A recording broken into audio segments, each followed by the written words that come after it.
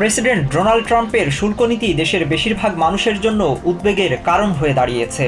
CBS নিউজের জরিপে দেশের ৫৮% মানুষ ট্রাম্পের অতিরিক্ত শুল্ক আরোপের সিদ্ধান্ত সমর্থন করে না। তার এই নীতির কারণে দ্রব্যমূল্য নিয়ে উদ্বেগে রয়েছেন দেশের বেশিরভাগ নাগরিক।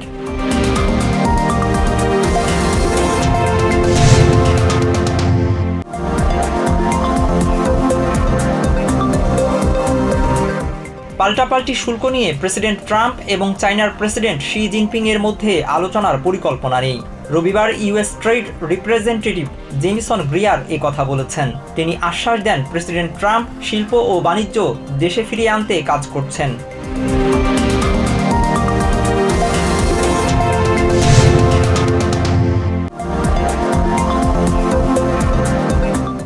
স্টেট ডিপার্টমেন্টের দুজন ডেপুটি অ্যাসিস্ট্যান্ট সেক্রেটারি ৩ দিনের সফরে ঢাকায় পৌঁছাবেন বুধবার। ট্রাম্প প্রশাসনের প্রথম প্রতিনিধি দলের এই সফরে বাংলাদেশের সংস্কার, ট্রাম্পের পাল্টা শুল্ক আরোপ, রোহিঙ্গা সংকট এবং মিয়ানমারের পরিস্থিতি সহ ঢাকা ওয়াশিংটন সম্পর্কের নানা বিষয়ে আলোচনার কথা রয়েছে।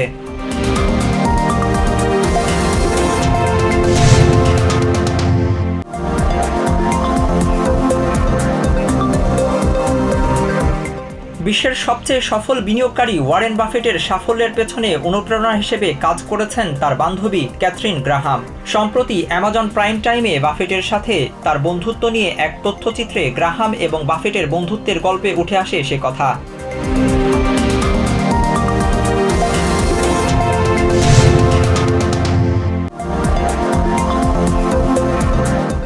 এবারের নববর্ষে বৈষম্যহীন বাংলাদেশ গড়ার অঙ্গীকার করেছেন অন্তর্বর্তীকালীন সরকারের প্রধান উপদেষ্টা অধ্যাপক ডক্টর মোহাম্মদ ইউনূস। বিগত বছরগুলির গ্লানি, দুঃখ, বেদনা, অসুন্দর ও অশুভকে ভুলে গিয়ে নতুন প্রত্যয় ও উদ্যমে নতুন বাংলাদেশ গড়ে তোলার অঙ্গীকার করেন তিনি।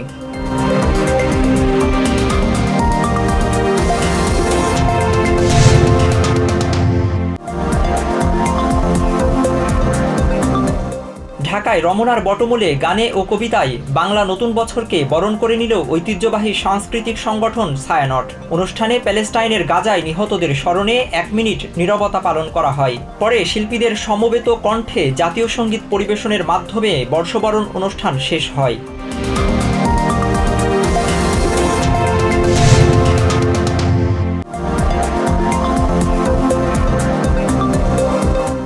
রাজধানী ঢাকার মানিক মিয়া অ্যাভিনিউতে সর্ববৃহৎ ড্রোন শো প্রদর্শিত হয়েছে। এতে প্যালেস্টিনিয়ানদের জন্য প্রার্থনা করা হয়েছে। শোতে আরও ছিল জুলাই আগস্ট গণঅভ্যুত্থানে শিক্ষার্থী শহীদ আবু সাঈদ এবং পানির বোতল হাতে মুগ্ধের প্রতিকৃতি। এই ড্রোন শো আয়োজন করে ঢাকায় অবস্থিত চায়না দূতাবাস।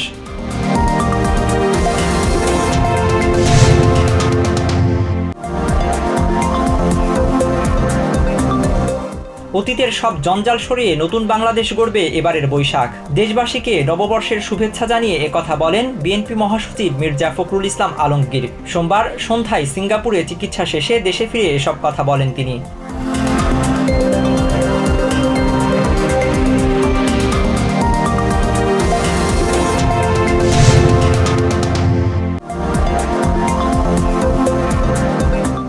রাশিয়ার সাথে কোনো চুক্তিতে যাওয়ার আগে প্রেসিডেন্ট ট্রাম্পকে ইউক্রেন ভ্রমণের আহ্বান জানিয়েছেন দেশটির প্রেসিডেন্ট ভ্লাদিমির জেলেনস্কি। রবিবার সিবিএস নিউজকে দেওয়া সাক্ষাৎকারের পরেই ইউক্রেনের সুমি শহরে ক্ষেপণাস্ত্র হামলা চালায় রাশিয়া।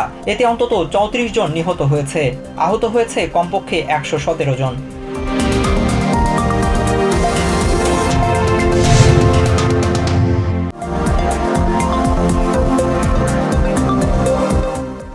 হামজা চৌধুরী ও জামাল ভূঁইয়াদের বদৌলতে ফিফার ২১১টি দেশ জানল বাঙালির প্রাণের উৎসব পহেলা বৈশাখ সম্পর্কে। ফিফা বিশ্বকাপের ফেসবুক পেজ থেকে বাংলা নববর্ষের শুভেচ্ছা বার্তা জানিয়েছে সংস্থাটির পোস্ট করা ছবিতে সতীর্থ হিসেবে রয়েছেন জামাল, তপু ও তারিকরা।